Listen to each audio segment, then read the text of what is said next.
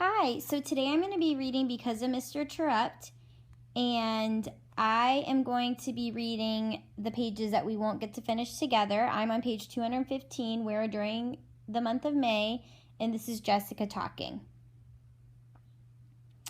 Act 11, Scene 1. Welcome to the hospital waiting room, where every face is a concerned face. Who knows what's on the minds of all these worried people? They keep busy in different ways. Some read, a few watch television, one lady knits. Enter us, the kids from room 202. We sat quietly, kind of looking around and anxiously awaiting the outcome of Mr. Trup's surgery. Was it even okay to talk, I wondered? A lot of other people from school sat waiting, hoping for Mr. Terupt. Mrs. Williams and her red-headed secretary, Mrs. Barton, waited. Mr. Loomis and Mr. Rudy, sat and waited. Everyone at school liked Mr. Terupt. That was just another testament to him. Technically, today was a school day, but Miss Williams helped us make arrangements to be there. I can't make this a school-sponsored field trip, she said about a week ago. At that point, we knew Mr. Trup's surgery had been scheduled, and Miss Williams realized our entire class planned to be there. And I can't have all of you climb onto a bus and be taken to the hospital, she said. Our parents can drive us there, Anna suggested, and we can help each other with rides. I liked that idea, Mrs. Williams said. Then you can leave when you want or not go at all, if you'd rather not. I thought about Jeffrey. Miss Williams, Miss Newberry, and Miss Warner also came. The school was able to provide substitutes for their classes, but not everyone's. I expect all teachers would have been there if it weren't for a school day. That's when I realized that Mr. Terupt didn't have any family present. Not one person. I thought of his desk back in our classroom. Every teacher has family pictures on his or her desk. Not Mr. Terupt. And there were only 2 flower arrangements in the hospital room, one from Miss Newberry and one from Snow Hill School. I want you to stop and think of something. The school is called Snow Hill School, and what was he hurt on? A snow hill. That was probably on purpose. But no mom and dad were sitting next to his bed. How had I missed it? Not one family picture. Not one family member visiting or waiting next to me. Did he even have any family, I wondered? Had my mother noticed and not said anything? Had my classmates had these same thoughts? All of a sudden, there was so much I didn't know about my beloved teacher. I just wish she'd open up for more and given me a chance, I heard Miss Williams say. She was talking quietly to Miss Williams. He was beginning to let me get close. I don't know what he's afraid of or what he's hiding, Miss Williams added. I just want the chance, Miss Newberry said. I care about him so much, and so do these kids. He can pull through. I heard Miss Newberry's voice crack. Miss Williams put an arm around her. They were quiet. I suddenly had a lot of unanswered questions going through my mind, but none of them mattered if Mr. Terupt didn't make it through the surgery. How long did this operation take? Anna asked. She didn't even realize she'd blurted this out until she met startled looks. Thanks, Anna, I thought, the perfect candidate to break our silence. 8 hours, Luke said. Less if it goes well, more if there are complications. Silence again. Now I'm at Luke. Luke. I'd visited the hospital several times, but never once had I gone into a waiting room, not until I sat there with my class on brain surgery day, sat for hours. The room had a nice layout. The architects had found a way to maximize, dollarward, the area while keeping a large perimeter. The room represented a rectangle with little sections of a wall jutting into the interior here and there. This created corners and smaller spaces within the larger room. I figured this was important because people wanted privacy. At least that's how I felt it while I waited. Danielle. We sat together in the waiting room. I sat next to my mother. We left Grandma home, not knowing how she would handle being in the company of Terry and Anna.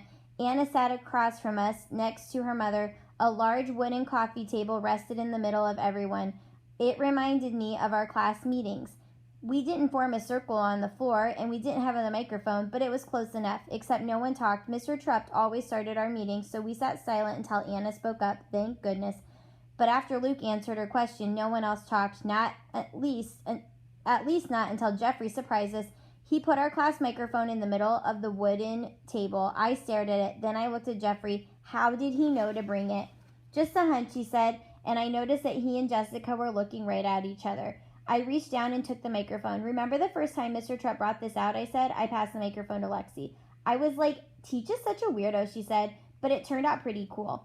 Sort of like the grass thing. 77,500 37,412, Luke reminded us. That grass project was awesome.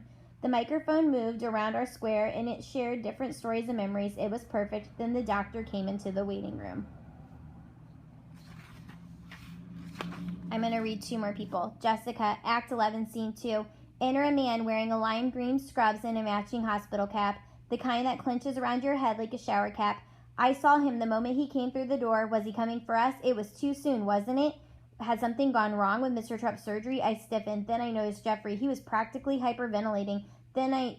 This place, and especially the sight of a doctor, triggered so many horrible memories from him. I wrapped my arm around him and whispered, "It's okay, just breathe." My mom also helped comfort him. She sat on the other side of Jeffrey and hugged him too. Mom knew his story I had told her, but the others stared at him, wondering why he was so worked up, because remember, they don't know. Only Jessica knows. The doctor didn't come over to us, and Jeffrey calmed down. Instead, the doctor made his way over to a lady knitting. I saw him take a deep breath as he got closer to her, and I wondered if it was one of those big breaths you take in order to deliver really bad news. He pulled a chair next to the knitting lady and sat down across from her. Once she realized he was there, her hands and her yarn and her needles all stopped working and rested in her lap. Her eyes looked at the doctor's face. His lips never moved, but his head shook from side to side and his expression sorrowed. The knitting lady's chin dropped.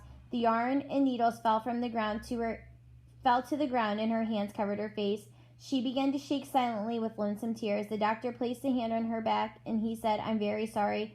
He waited for a while, then rose and walked out of the room.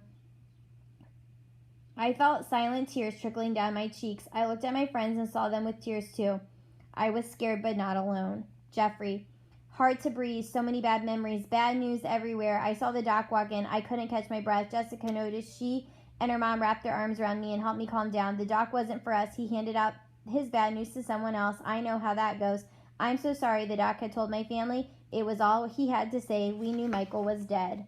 I told you I was only going to read a few more people, but it's going quick, so I'm going to read 3 more people. Danielle. Peter took the microphone. He still wasn't talking. He'd answered you if you asked him something, and we weren't ignoring him anymore. But for the most part, he stayed silent. And he never talked about Mr. Terupt or anything to do with the accident. I held my breath along with everyone else. At least that was what it felt like. I remember the time I said we should invite the collaborative kids to our holiday centers. I saw Mr. T wipe his eyes after that. I didn't know why then. Now I do. Peter put the microphone back on the table. Alexia. I took the mic again after hearing Peter. Like, I knew what he was talking about, understanding stuff about Teach that he didn't before. That was true for me, too. Teach took me in the hall and, said some stuff that I hated him for, really hated. All he did was tell me the truth, and I didn't want to listen. I hated him and the truth. I stopped talking, but I didn't pass the mic yet. I was thinking. I hope Teach wakes up so he can see that I've listened, I added. He helped me. I'd like him to know that. I put the microphone back on the table. Peter picked it up again. Peter, this is where I'm going to stop today. I decided to pick up the microphone again and say one more thing. Maybe talking about Mr. T and sharing memories would help him pull through the surgery. Brain surgery. I couldn't believe he had to have brain surgery, all because of me, because of the snowball I threw. My thoughts came back to this. I remember the time I flugged that frisbee. Mr. C said a few things to me, but that was it. I remember the puddle on the floor. He had said a few things, but that was it. Nothing bad ever happens, I thought. I chucked that snowball. No matter what any of you say, it's my fault. It will always be. I stopped talking so I could fight back the tears, but I didn't put down the microphone. I wasn't done yet. "I'm sorry," I said as I looked around the room at everyone. "I'm sorry you're here because of me." I let the microphone roll on the table. No one had time to respond because another doctor walked in, and this time he was our man.